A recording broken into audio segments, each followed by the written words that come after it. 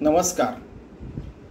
अवगुणाचा करुणी त्याग, जेणे धरिला संत संग, तयासी बोली जे मग साधकाईसा. 35वी ओवी. आणि ही साधक निरूपण जो 9वा समास आहे 5व्या दशकातला, त्यात ही आलेली ओवी आहे. आपण जसे काल होतो तसे आपण आज नाही. कारण अवगुणाचा करुणी त्याग, आपण आपले अवगुण जास्तीत जास्त त्याग करायचा प्रयत्न करतो. त्याग करताना आपण समजा ब्राह्मण वृत्तीने राहिलो तर आपले त्याग सगळे पूर्ण गळून गेले, तर आपण भगवंताशी सतत एकरूप राहतो. ब्राह्मण वृत्ती. क्षत्रिय आपले अक्षरशः अवगुण असे कापून कापून बाहेर काढणं, समजा ॲब्रेसिव्ह करणं, समजा असं घासून पुसून आपल्याला स्वतःला स्वच्छ करणं, मनाला देहालाही स्वच्छ ठेवणं आवश्यक आहे, पण या मनातनं निघून जाणं हे खूप आवश्यक आहे. अवगुणाचा करुणी त्याग, हे अवगुण सगळे निघून गेले, जेणे धरिला संत संग. मग जो संत संघांमध्ये राहिला त्यालाच मग त्यासी बोलीचे मग साधक ऐसा, त्यालाच साधक म्हणतात. आता बघा, इंग्लिशमध्ये बोलताना बोलून गेलं की मराठी आणि हिंदीमध्ये ही गोष्ट सांगितली नाही. ती गोष्ट आता मागच्या ओवीतली गोष्ट आता सांगतो की भगवंताच्या कृपेने.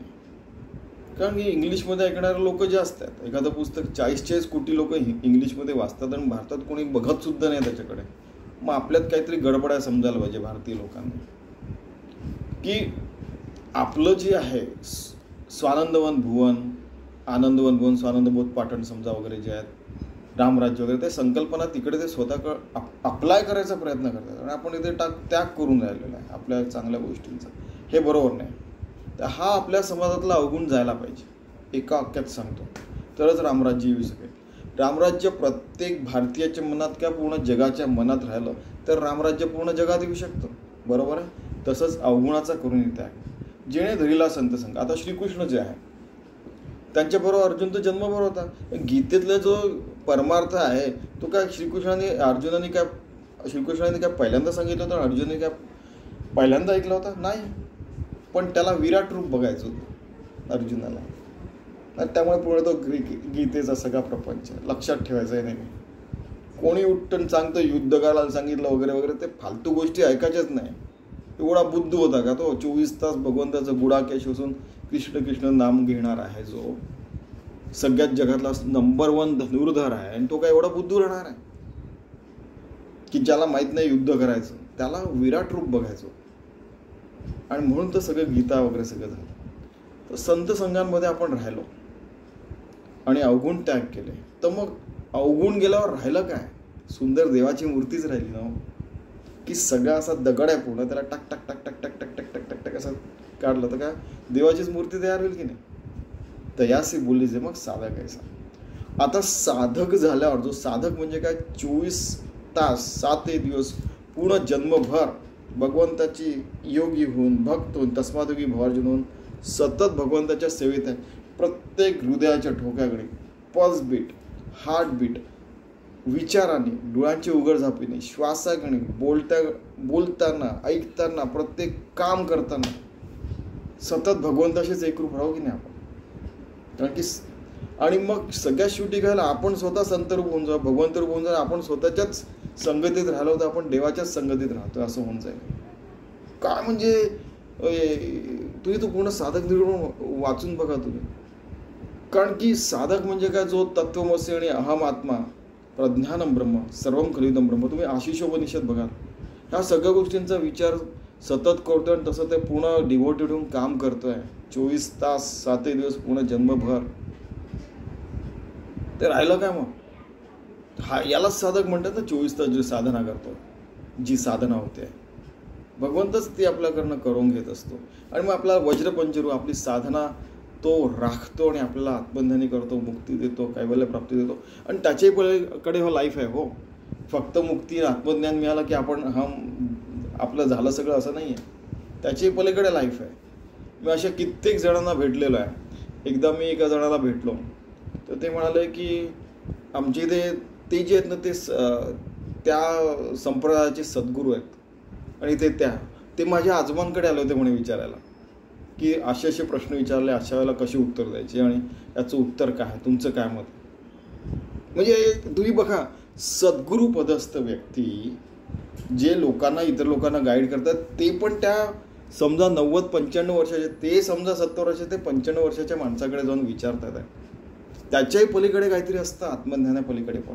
हे मी त्यावेळेला मला असं वाटतं 17 वर्ष 8 महिन्याचं वगैरे असेल त्यावेळेला, तेव्हा ही गोष्ट घडलेली आहे माझ्या बाबतीत. हे घडलेलं आहे. तुम्हाला आधीच सांगितलं की मी असं कित्येक जणांना भेटलो की जे स्वतःचा धर्म काढू शकतात एवढे पॉवरफुल लोक आहेत, पण ते त्यांचे नावही लोकांना माहीत नाही. ठीक आहे की.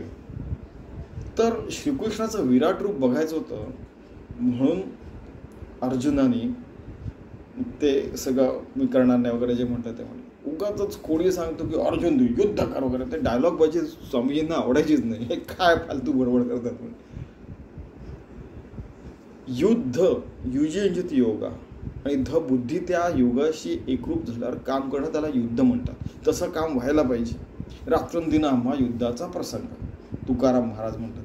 युद्ध म्हणजे काय, प्रसंग म्हणजे काय, की ते जाऊन तिथे तुकारामांनी कोणाशी युद्ध केलं.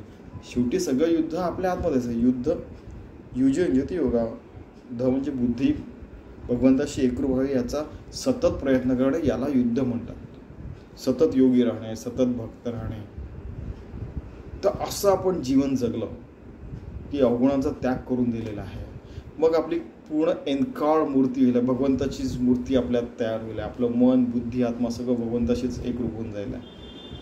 संतसंग स्वतःचाच संतसंग होऊन जाईल. आणि त्याला मग साधक म्हणतात.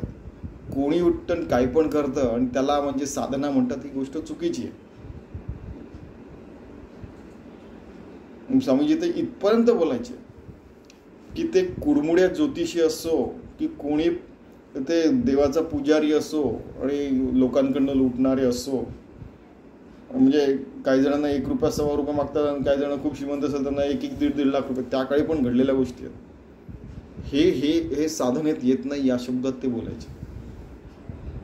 म्हणजे खूपच स्ट्रिक्ट होते ते एकदम, म्हणजे समर्थांसारखे एकदम स्पष्ट शब्द वापरायचे, एकदम क्लॅरिटी.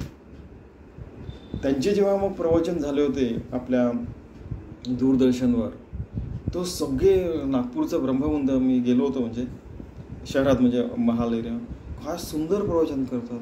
मी म्हटलं ते माझे सद्गुरू आहेत स्वामी माधवनाथ. अच्छा, त्यांचं नाव स्वामी माधवनाथ आहे का? अच्छा. मग त्यांनी पूर्ण त्यांचं हे विचारलं होतं, बाळासाहेब वाकडे, माधव विष्णू वाकडे, मी त्यांना सगळं सांगितलं होतं. अरे वा रे वा, म्हण संसारात राहून जर का आत्मज्ञान मिळत असेल तर खूपच ग्रेट. म्हणजे एवढ्या लढ्या जिंकून ते आत्मज्ञानी झाले, त्यांना मानायलाच पाहिजे, असंच ते म्हणत होते. ठीक आहे.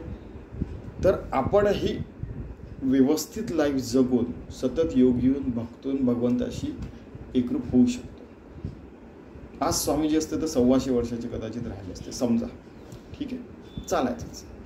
आपण जसं म्हणतात ना त्या गोष्टींमध्ये, असं तो वसा चालवायचा की ज्या चांगल्या गोष्टी आहेत त्या समाजात सतत राहायचा, ठेवायचा, त्या व्हॅल्यूजनी जगायचा आपण प्रयत्न करायचा.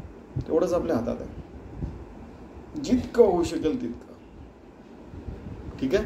तर चला, आपण असं समर्थांनी सांगितलं, ज्ञानेश्वरांनी सांगितलं, सगळ्या साधू संतांनी सांगितलं, आत्मज्ञानी व्यक्तींनी सांगितलं, तसं आपण जीवन जगायचा प्रयत्न करूया. सतत योगी, सतत भक्त व्हायचा प्रयत्न करूया, 24 तास पूर्ण जीवनभर. धन्यवाद.